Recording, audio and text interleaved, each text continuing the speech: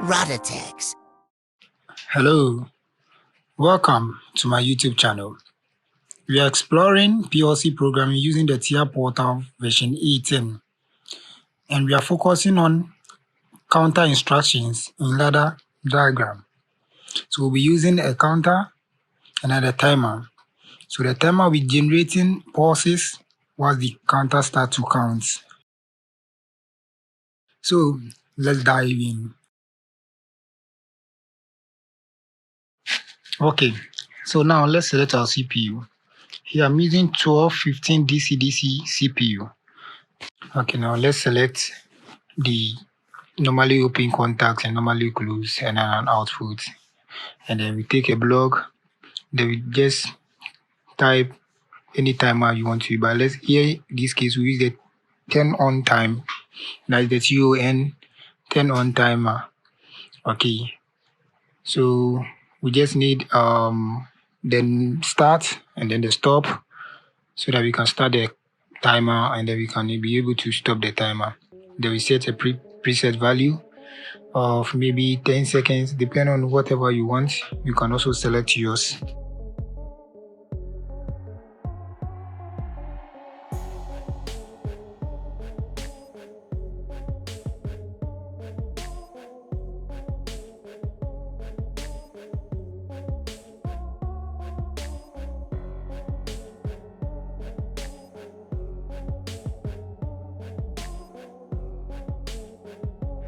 Okay, now let's set our output here to maybe something like run. Let's just set it to run.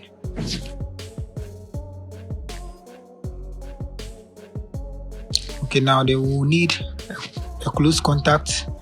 Then we'll set it to the output. So in this case, when the timer preset time gets to 10 seconds, it will activate the run at the output, and then it will start all over again and then activate the run because of the close contact here. So when the output activates, the close contact run here will deactivate, and when it is deactivated at the output, it will activate the run close contact here. So it will be generating the pulses at every given 10 seconds that will be generating. So now we'll just add up our counter so that when anytime it gets to 10 seconds, as the output activates or turns on the output, the counter will be counting. So we need a counter here, and then we'll just use that same run at the output to be our input here. So anytime the output is activated, it activates the normally open contact here. So we'll now set our reset for the counter, which is reset. We just name it reset so that anytime you want to reset the counter, you can reset it. And then we'll set our the preset value for the counter. That is, we set it to maybe 10.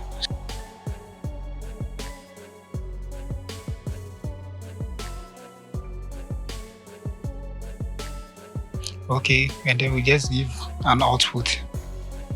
Here I'll give an output and I'll just name it output. Then let's run the program and see. Okay, now let's compile and download our program, and then let's wait and see the outcome.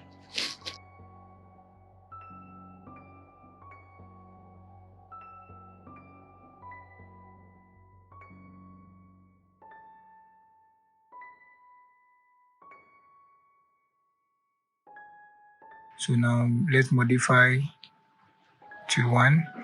Now you can see the timer. Look at the timer. You can see the time is increasing. The time is increasing. And look at the counter down there.